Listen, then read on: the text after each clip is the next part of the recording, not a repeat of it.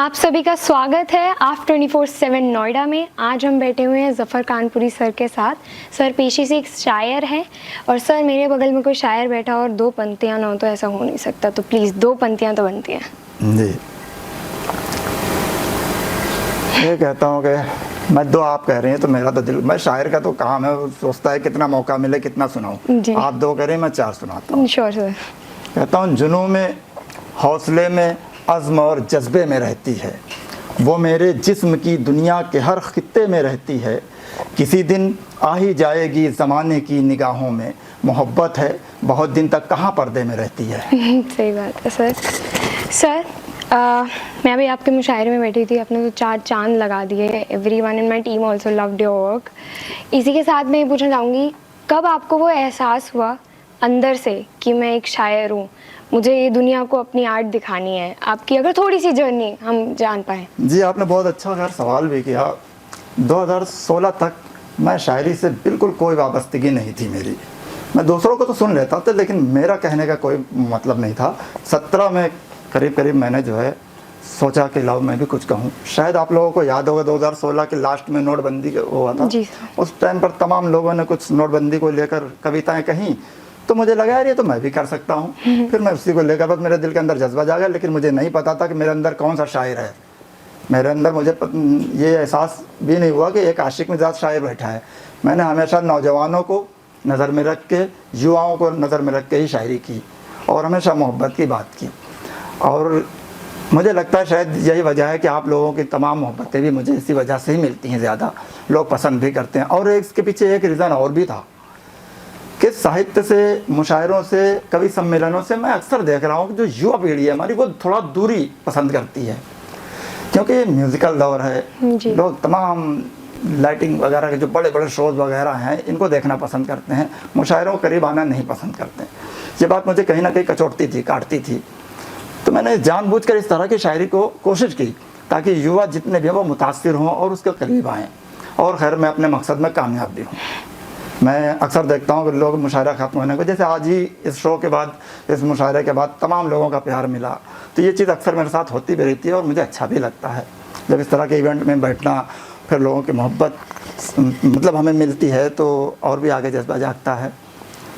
और आगे कोशिश यही रहेगी मेरी तो कि हमेशा प्यार की, मोहब्बत की बात करता रहूँ, क्योंकि शायर का तो काम ही यही है कि मोहब्बत बांटता है। जी सर। और लोगों को मोहब्बत के लिए उकसाता है। अगर आपका दिल चाहता है तो मैं दो लाइनें और सुनाना चाहता हूँ। तो मैंने एक मतला कहा था, ये शुरुआत के दौर की बात है, 2017 के ही आसपास मैंने कहा था और उस मतले ने मुझे बहुत कामयाबी भी थी। बल्लम भाले तीर से मुझको क्या लेना, बल्लम भाले तीर से मुझको क्या लेना, जब है कलम शमशीर से मुझको क्या लेना, जब है कलम शमशीर से मुझको क्या लेना। मैं मजनू हूँ लैला का मैं आशिक हूँ, मैं मजनू हूँ लैला का मैं आशिक हूँ, रांझे तेरी हीर से मुझको क्या लेना, रांझे तेरी हीर से मुझको क्या लेना। जब मैं ये गज़ल पढ़ता हूँ तो एक शेर मैं मखसूस तौर पर किसी न किसी के नज़र करता हूँ। यहाँ पे तो आप लोग जितने भी लोग हो, बड़े खूबसूरत लोग हो, तो मैं अपना ये खूबसूरत शेर आप सबके लिए पढ़ना चाहता हूँ। तेरा जलवा जन्नत मेरी नज़रों की, तेरा जलवा जन्नत मेरी नज़रों की,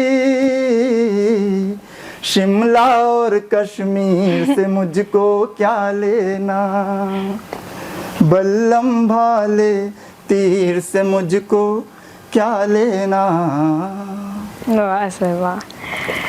सर तो आपने तो, मेरे एक क्वेश्चन था वो पहले उसका अच्छे से वो कर दिया कि आपने तो काफ़ी न्यू टाइम में से जर्नी स्टार्ट की है, तो मैं लेखन का पूछना चाहती थी, पर उससे भी एक अच्छा क्वेश्चन है मेरे पास कि मैं एज ए रिपोर्टर ऑल्सो जी कई बार हमें किसी को डिस्क्राइब करना होता है ना, तो हमारे दिमाग में शब्दावली नहीं आती है, जी। वोकैबुलरी नहीं आती है बिल्कुल भी।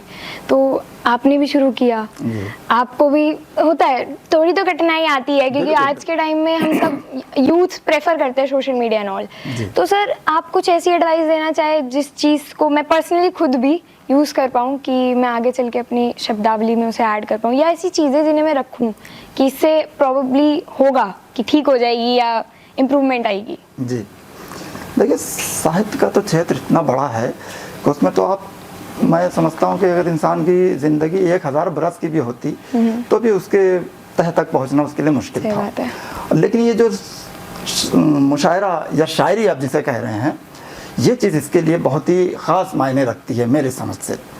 आप स्कूलों में और कॉलेजेस वगैरह में तो तमाम सीखते ही हैं खैर, लेकिन ये जो शायरी की दुनिया है ना, इसका कोई भी था नहीं।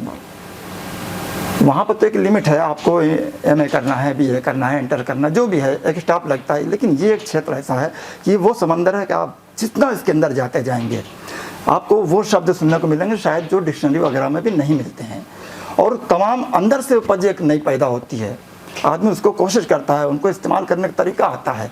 शायरी बहुत कुछ आपको एक रूट देती है ज़िंदगी में, बहुत अपने जज्बात को किस अंदाज में कितने मुख्तसर तरीके से, छोटे से तरीके से आप लोगों तक पहुंचा देती हैं उस बात को, जो जिसके लिए आपको कई कई पन्ने, कई कई डायरियाँ भरनी पड़ रही हैं किसी बात को कहने के लिए।